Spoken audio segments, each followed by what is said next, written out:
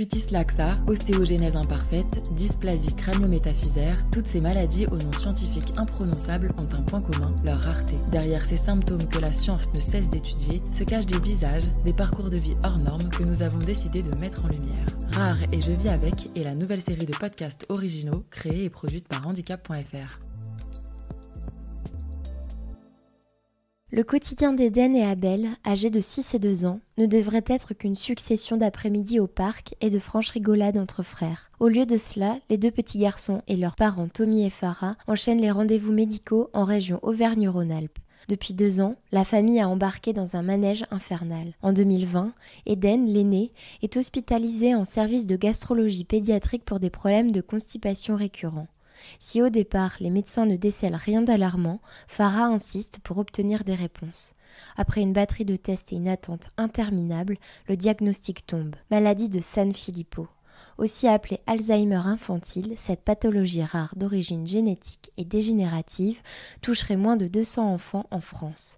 Testé à son tour, Abel n'a que quelques mois lorsqu'on lui détecte cette bombe à retardement. Si pour l'heure la maladie est encore en sommeil, les deux petits garçons pourraient développer dans les prochaines années une série de symptômes, parmi lesquels des troubles du comportement, des problèmes ORL, des retards cognitifs, des pertes de la mémoire ou encore de la parole, avec une espérance de vie d'environ 15 ans. Malheureusement, aucun traitement n'existe en France, mais à force de recherche, Farah découvre qu'un médicament est en phase préclinique aux États-Unis. Une course contre la montre s'engage alors vers cet ultime espoir de guérison. Bonjour Farah. Bonjour. Merci d'avoir accepté notre invitation. Comment avez-vous accueilli ce diagnostic ? Très mal parce qu'on a cherché pendant plusieurs années quelque chose que les médecins ne trouvaient pas. Ils me trouvaient surtout très insistante. Ils me disaient que ça allait très bien, qu'il n'y avait rien de grave. Quand on passe de vous inquiétez pas, votre enfant va bien, à votre enfant va mourir et qu'il n'y a rien à faire, c'est ultra violent. En plus, vous m'expliquiez que la nouvelle était tombée par un simple courrier. Au départ, vous n'avez eu aucune explication à part le terme maladie de Sanfilippo. On a reçu un courrier un samedi dans la boîte aux lettres, donc résultat d'analyse. Et en lisant tout, effectivement, c'était noté qu'il y avait de la présence d'héparansulfate dans les urines et que c'était égal à la maladie de Sanfilippo. Donc effectivement, quand on reçoit ça un samedi, la première chose qu'on fait, c'est de regarder sur Internet. Et là, ça a été un choc. Comment vous avez réagi à cette annonce, au fait que les médecins aient juste envoyé un courrier et n'aient pas pris la peine de vous l'expliquer en face à face ? C'est un peu une erreur, je sais pas de quoi, administratif. Normalement, le courrier n'aurait jamais dû nous parvenir. Donc effectivement, au début, on leur en a voulu, mais au final, ça change pas le diagnostic. En fait, on l'aurait su en face à face, ça aurait été aussi, je pense, aussi violent. Et après, est-ce que vous avez pu les voir en face à face pour qu'ils vous expliquent les symptômes de la maladie, les conséquences, etc. ?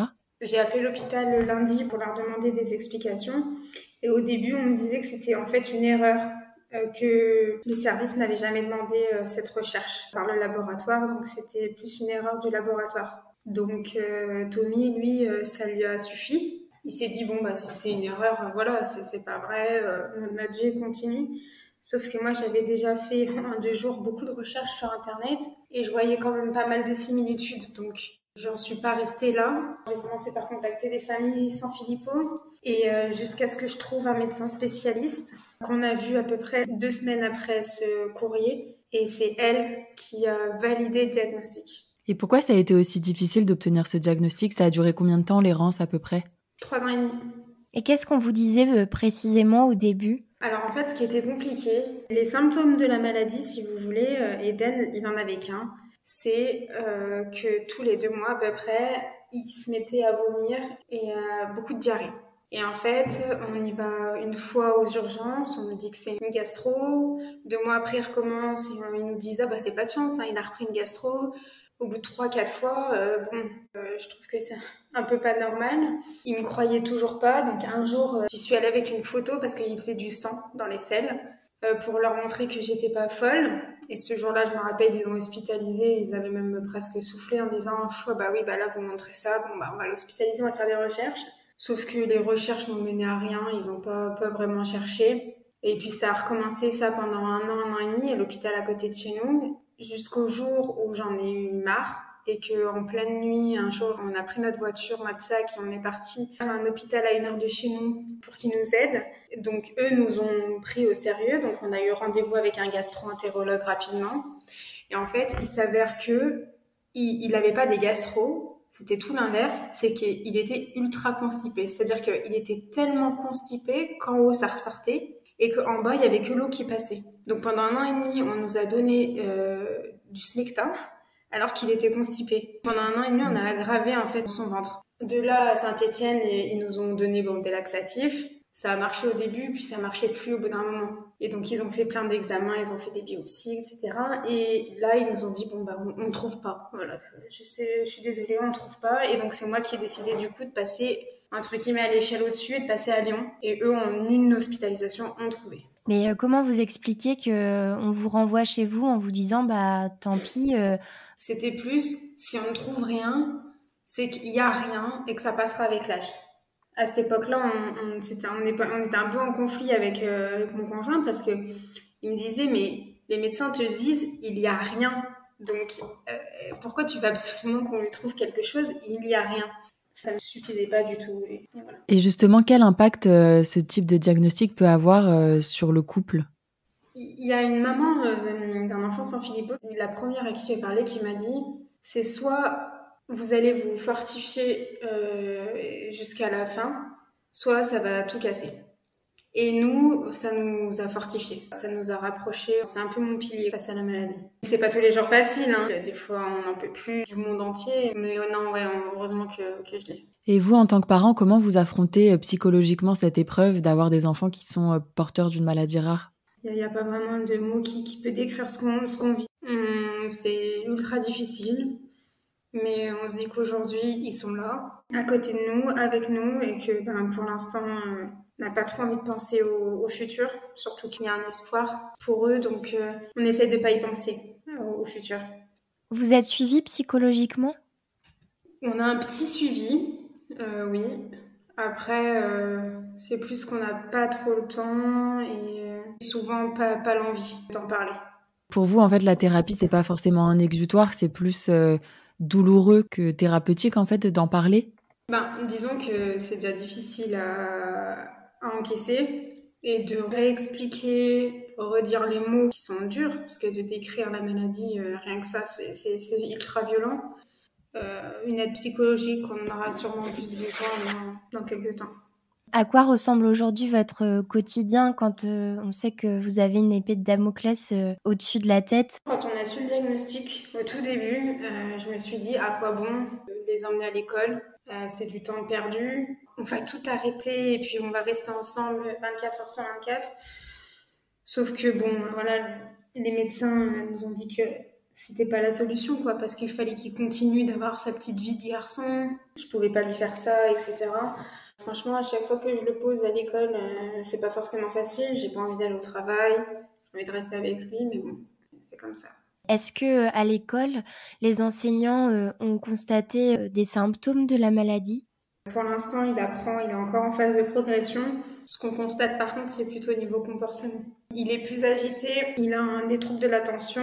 Forcément, ça a un impact un peu sur sa scolarité parce que il n'est pas tout le temps concentré, il a une AVS quand même qui l'aide. Les premiers symptômes de cette maladie, en fait, tous les enfants peuvent l'avoir, les troubles ORL. Et vous avez évoqué la maladie avec vos enfants, vous?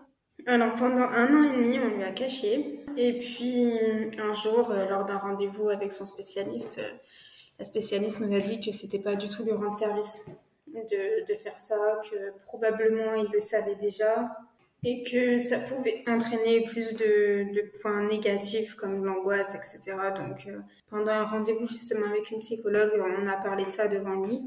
Et je pense qu'effectivement, il le savait parce qu'il a rien dit. Ouais, il n'a pas du tout réagi sur le coup. Non, je pense même qu'il le savait même avant nous, qu'il y avait quelque chose.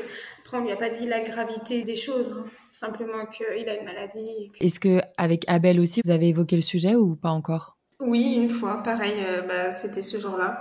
Il nous a dit que c'était important de le dire aussi à Abel, même s'il avait 1 an et demi, qu'il entendait des choses, etc. Donc, on lui a dit, voilà, tu es malade, ton frère aussi. Bon, il n'a rien dit, hein, c'est un bébé, mais au moins, les choses ne sont pas cachées, quoi. Alors, comment ça se passe au niveau du suivi médical aujourd'hui pour vos 2 fils? Ils ont leur médecin spécialiste qui est sur Lyon. Ils ont un bilan tous les ans pour l'instant, mais vraiment le gros bilan, c'est une journée marathon où on fait écho du cœur, les os, psychomoteur, kiné, enfin bon, bref, on voit tout. Sinon, dans la vie de tous les jours, Eden, il a une fois par semaine un rendez-vous psychomoteur et un rendez-vous orthophoniste. Abel, on a fait un peu de prévention, on l'a déjà inscrit chez un orthophoniste pour éviter qu'il y ait du retard. C'est des semaines quand même pas mal chargées pour les rendez-vous. Aujourd'hui, vous constatez pas encore de retard ni dans le développement cognitif, ni dans l'apprentissage? Alors pour Eden, pas du tout. Très franchement, et c'est pour ça que on a été ultra surpris parce que à part sa constipation, vraiment, il y a de ça 1 an et demi, 2 ans, il avait ni de trouble du comportement, ni de retard cognitif, même au contraire, je trouvais qu'il était plutôt en avance. Donc c'est pour ça que ça a été ultra violent. Et quand j'ai eu le diagnostic, j'ai appelé l'hôpital qui m'avait dit on ne trouve pas pour lui dire le diagnostic. Et elle m'a dit mais j'aurais jamais pensé parce que justement, il parlait normalement, quoi. Mais après, vous êtes consciente quand même que les symptômes peuvent débarquer, entre guillemets, du jour au lendemain, c'est bien ça? On sait à quoi s'attendre. Alors après, c'est pas du jour au lendemain. C'est quand même progressif. C'est sur, je saurais même pas dire, sur quelques semaines, sur quelques mois. C'est lent, mais à la fois, ça va trop vite. Mais on le sait, mais on n'est jamais préparé, en fait. Là, par exemple, les troubles du comportement, je savais que ça allait arriver, mais c'est pas facile. Ça arrivait à quel moment exactement?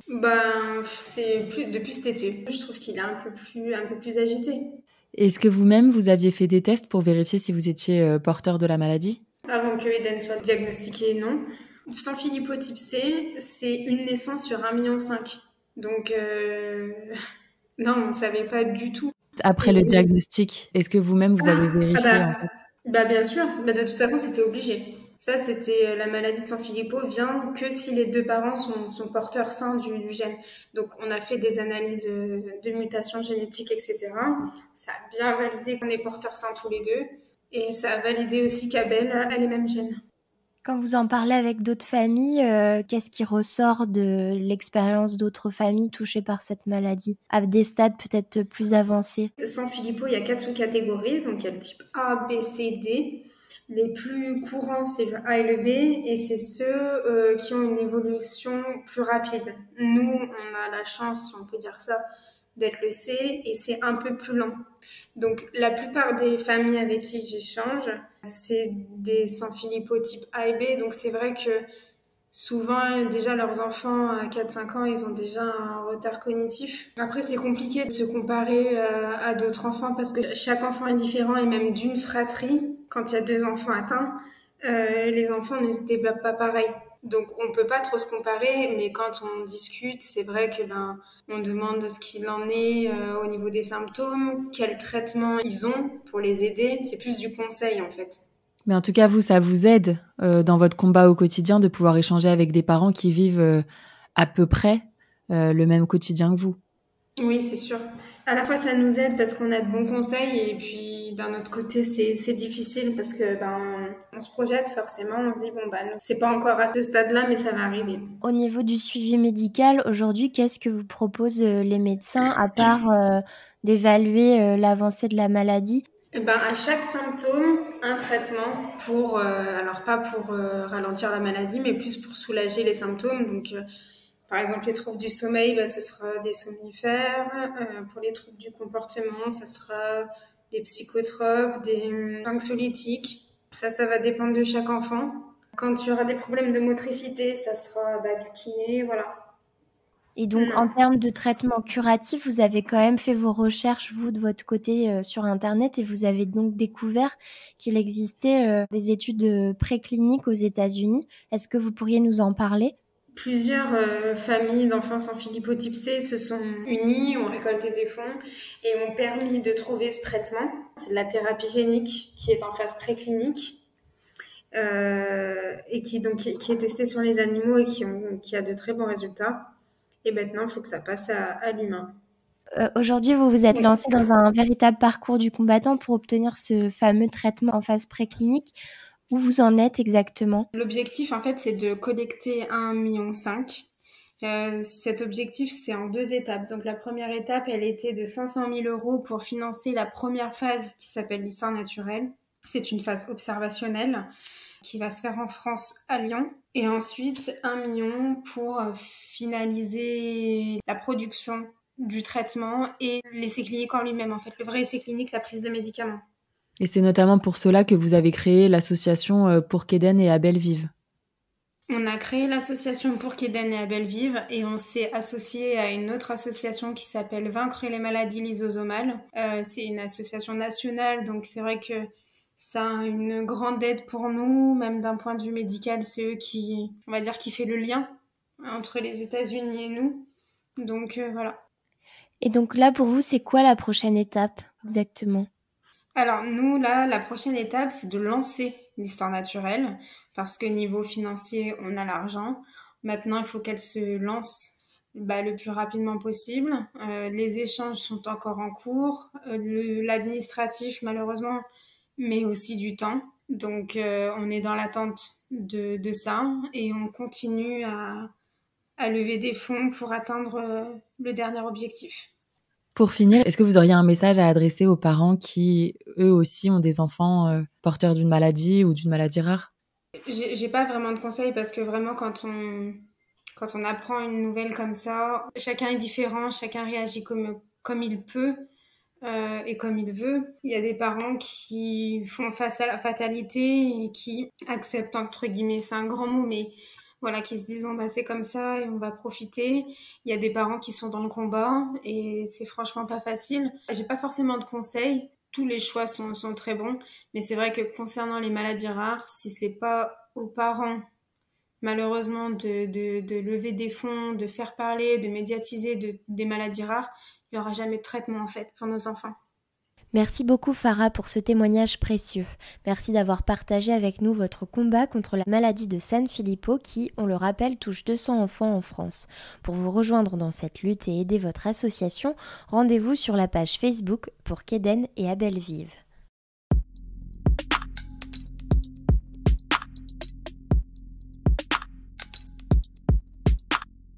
Vous écoutiez un épisode de la série Rare et je vis avec, un podcast sur les maladies rares produit et réalisé par handicap.fr. Pour retrouver tous les autres épisodes, rendez-vous sur le site handicap.fr rubrique podcast ou sur toutes les plateformes d'écoute.